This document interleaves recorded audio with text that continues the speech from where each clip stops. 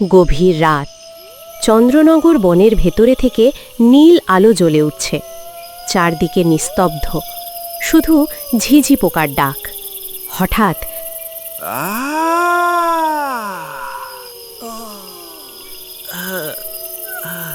তারপর আবার নীরবতা।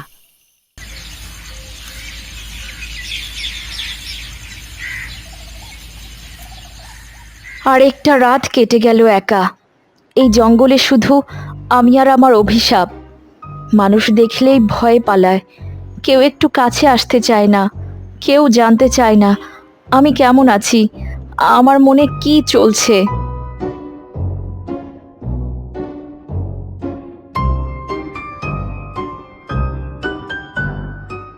তোমরা কি আমাকে মাফ করতে পারবে? তোমরা কেউ আমার শত্রু ছিলে না, আমিও চাইনি এটা হোক। ছোটবেলায় জানতাম না এই চোখের ভেতরে এত বড় অভিশাপ লুকিয়ে আছে। প্রতিটি রাতে তোমাদের কথা মনে হয়, ঘুম হয় না। কে কে ওখানে? আমার কাছে আসার সাহস করো না, আমি সতর্ক করে দিচ্ছি। কতদিন এভাবে থাকবো আমি একা এই বনে? একটাই প্রশ্ন মাথায় ঘোরে, এই অভিশাপের কি কোনো শেষ নেই?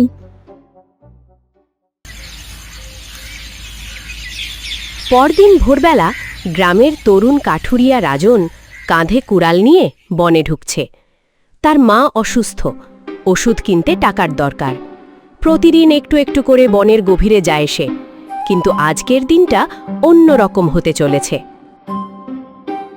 এটা কি? এত সুন্দর পাথরের কাজ, মুখে এত আতঙ্কের ছাপ কেন? এটা যেন কোনো ভাস্কর্য নয়, মনে হচ্ছে আসল মানুষ যেন হঠাৎ পাথর হয়ে গেছে।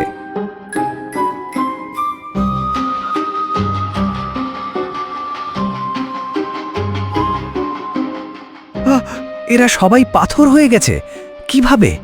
কে করেছে এটা? এই বনে কি কোনো ভয়ঙ্কর কিছু আছে?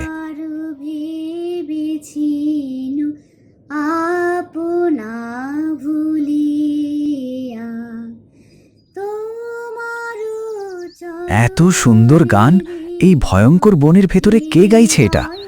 কণ্ঠে কেমন যেন কষ্ট আছে, কান্নার মতো।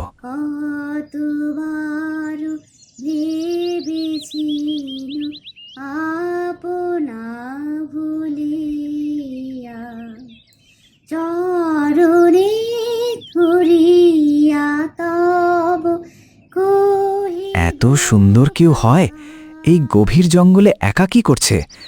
মুখে কেমন একটা বিষণ্ণতা, মনে হচ্ছে অনেক দিন ধরে কাঁদছে। কে কে ওখানে?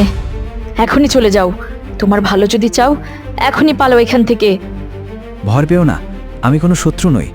আমি রাজন, এই গ্রামের কাঠুরিয়া। তোমার গান শুনে এলাম। তুমি বোকা, বললাম চলে যাও, এখানে থাকলে তুমি পাথর হয়ে যাবে। পাথর? কিভাবে? ওই মূর্তিগুলো কি মানুষ ছিল? তুমি কি? হ্যাঁ, আমি নাগিনী, পাথর চোখের নাগিনী। আমার চোখে তাকালে মানুষ পাথর হয়ে যায়, এটাই আমার অভিশাপ। এখন কি বুঝতে পারলে কেন তোমাকে পালাতে বলছি?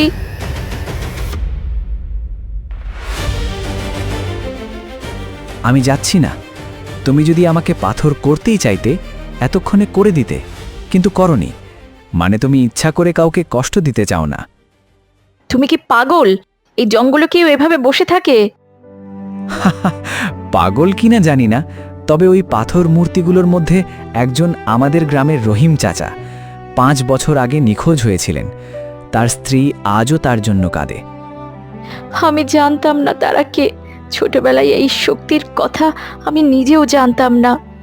সেদিন হঠাৎ চোখাচোখি হয়ে গিয়েছিল, আমি কিছু বুঝে ওঠার আগেই তারা পাথর হয়ে গেল।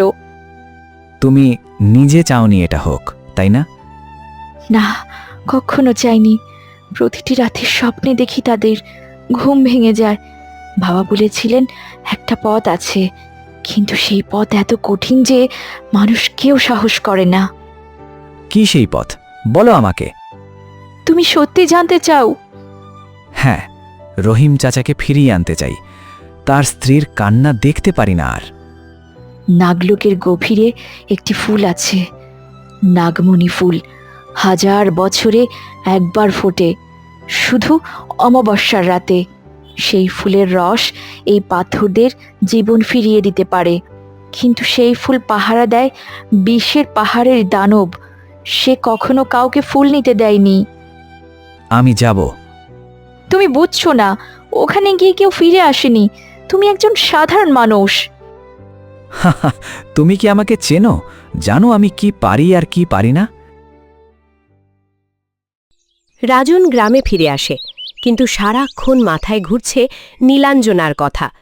সে যায় গ্রামের বুড়ি দাইয়ের কাছে, যিনি জন্ম থেকে মৃত্যু পর্যন্ত সব কিছু জানেন এই অঞ্চলের। দাদি, পাথর চোখের নাগিনীর কথা জানো? কে বললো তোকে? তুই কি জঙ্গলের ওদিকে গিয়েছিলে রে পাগল ছেলে? গিয়েছিলাম, তার সাথে কথা বলেছি। সে সে আসলে খারাপ নয় দাদি। জানি রে বাবা, নীলাঞ্জনার মা ছিল আমার চেনা। কতটা কষ্টে এই মেয়েকে বড় করেছিল। সেই মা মরে গেল তাড়াতাড়ি, মেয়েটা একা হয়ে গেল। নাগরাজ বাবা আছেন, কিন্তু তার রাজ্যের দায়িত্ব, মেয়েটার পাশে থাকার কেউ নেই। দাদি, নাগমণি ফুলের কথা জানো কিছু? চুপ কর, ওই নাম উচ্চারণে নেওয়া বারণ। ওই ফুলের পথে অনেক বিপদ আছে রাজন। বিষের পাহাড়ের দানব শুধু শরীরে আঘাত করে না, সে মনেও ভয় ঢুকিয়ে দেয়। ভয় পেলেই হেরে যাবি। আমি ভয় পাব না।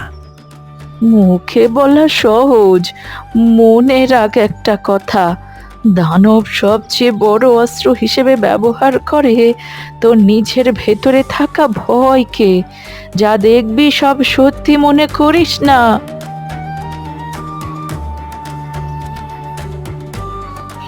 দাদা, দাদা রাজন, তুমি কি সত্যি সেই ভয়ঙ্কর বনে গিয়েছিলে? সেখানে পাথর মানুষ আছে শুনেছি, সত্যি? সত্যি মিতু, কিন্তু তাদের মানুষ বানানোর পথও আছে। সত্যি? কে বানাবে? দেখা যাক কে বানায়। সেই রাতে রাজন আবার জঙ্গলে যায়। সে ভেবেছে যে এত অন্ধকারে একা থাকে, একটু আজও হয়তো তাকে ভালো লাগবে। ভাবলাম এত অন্ধকারে একা থাকো, একটু আলো থাকলে হয়তো ভালো লাগবে। কেউ আমার জন্য কখনো এভাবে ভাবেনি। এটা এমন বড় কিছু নয়। তুমি জানো না রাজন, আমি ছোটবেলায় কতটা একা ছিলাম। অন্য বাচ্চারা আমাকে দেখলেই পালাতো। মা মরে যাওয়ার পর বাবা নাগলোকে চলে গেলেন। আমি একাই বড় হয়েছি এই বনে। একটা মানুষও নেই যে বলবে কেমন আছো নীলাঞ্জনা। আমি জিজ্ঞেস করছি, কেমন আছো? ভালো নেই, অনেক দিন ভালো নেই। অমাবস্যার আগের রাতে রাজন ও নীলাঞ্জনা রওনা দেয় বিষের পাহাড়ের দিকে। পথ দুর্গম, ঘুটঘুটে অন্ধকার, কিন্তু দুজনে এগিয়ে যাচ্ছে। তুমি এই পথে আগে কখনো এসেছো? হ্যাঁ, একবার, অনেক আগে বাবা এনেছিলেন, কিন্তু দানব দেখে ফিরে এসেছিলাম। বাবা বলেছিলেন সময় হয়নি তখন। নাগরাজ, তোমার বাবা, তিনি কেমন? কঠোর, কিন্তু আসলে মনটা খুব নরম। আমার যখন কষ্ট হয় তখন তিনি নাগলোক থেকে ওপরে উঠে আসেন, কিছু বলেন না, শুধু পাশে বসে থাকেন। সেটাই আমার কাছে যথেষ্ট।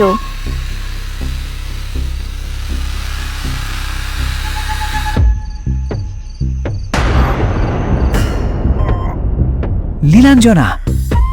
ভয় পেও না, আমি ওকে চিনি। বাসুকি, পথ দাও, আমরা ভালো কাজে যাচ্ছি।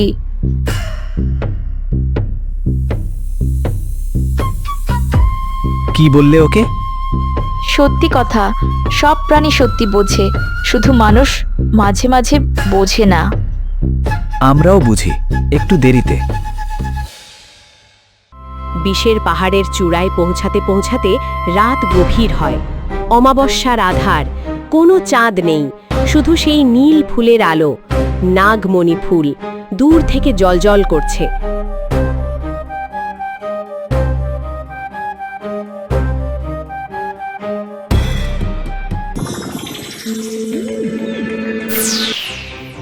কেন সাহস করে এসেছিস এখানে?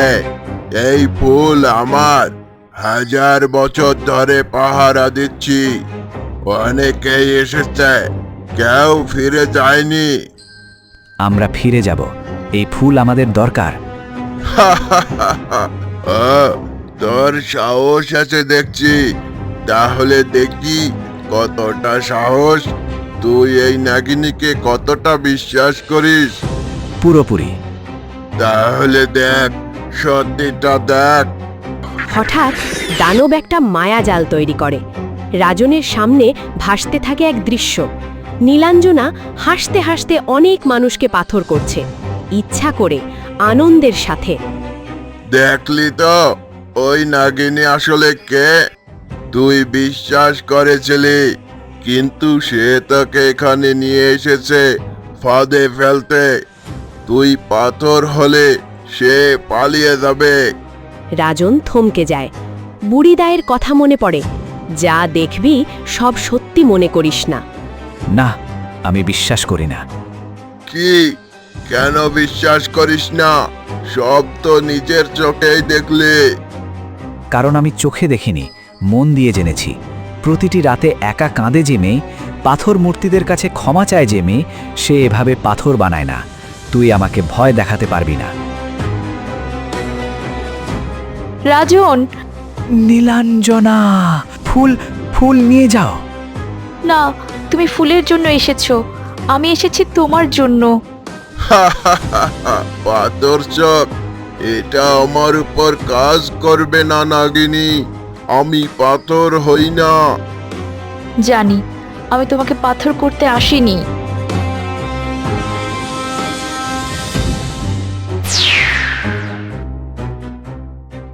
তুমি এটা এটা কিভাবে করলে?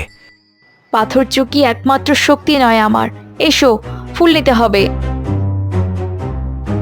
তুমি ভয় পাচ্ছ না?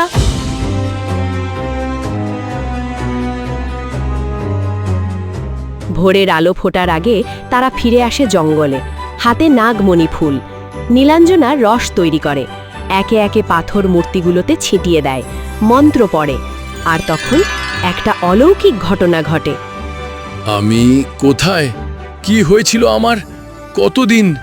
কতদিন আমি এভাবে ছিলাম? চাচা, তুমি ঠিক আছো?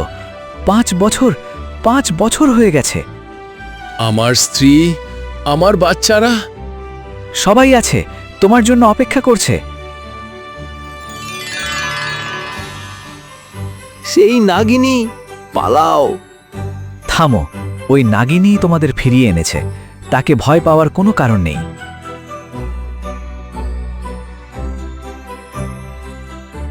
আপু, তুমি এতগুলো মানুষকে ফিরিয়ে দিলে, তুমি কি আমার বন্ধু হবে? তুমি ভয় পাচ্ছ না? না, ভয়ের কি আছে? তুমি তো ভালো। তুমি আমার জীবনের প্রথম বন্ধু মিতু, প্রথম।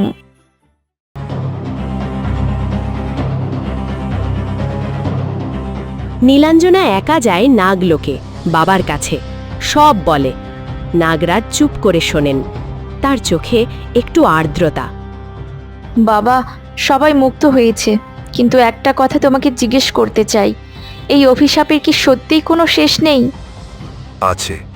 আমি তোকে বলিনি, কারণ ভয় পাচ্ছিলাম। পথটা অনেক কঠিন মনে হয়েছিল তোর জন্য। বলো। যে নাগিনীর জন্য কোনো মানুষ বিপদ জেনেও এগিয়ে আসবে শুধু তার ভালোর জন্য, সেই নাগিনীর অভিশাপ ভাঙে। বিনিময় কিছু চাওয়া নয়, শুধু বিশ্বাস থেকে। রাজান সেটাই করেছে। সে তোর চোখের দিকে না তাকিয়ে তোর মনের দিকে তাকিয়েছে।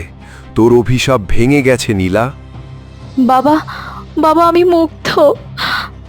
হ্যাঁ রে হ্যাঁ, তুই মুক্ত। পরদিন বিকেলে জঙ্গলের কিনারায় আলো পড়েছে। রাজন একটা গাছের নিচে বসে আছে, তার মুখে প্রশ্ন। নীলাঞ্জনা কি আর আসবে, নাকি সব ঠিক হয়ে গেলে সে চলে গেছে তার নাগলোকে?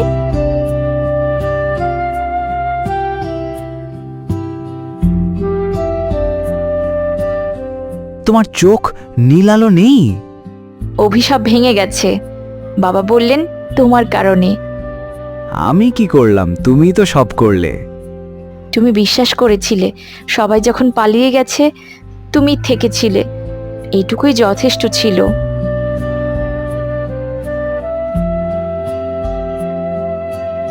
আপু, রাজনদা, সবাই তোমার জন্য অপেক্ষা করছে। মা বলেছে আজ রাতে সবাই একসাথে খাবে। আপু, তুমিও আসবে? আমিও? হ্যাঁ, তুমি এখন আমাদের বন্ধু, বন্ধুরা একসাথে খায়। যাবে? যাব। সেই সন্ধ্যায় গ্রামে আলো জ্বলে উঠল, মানুষেরা একসাথে বসল। 5 বছর আগে যারা নিখোঁজ হয়েছিল তারা ফিরে এলো, আর সবার মাঝে নীলাঞ্জনা, যে এত বছর একা ছিল, সেও এলো।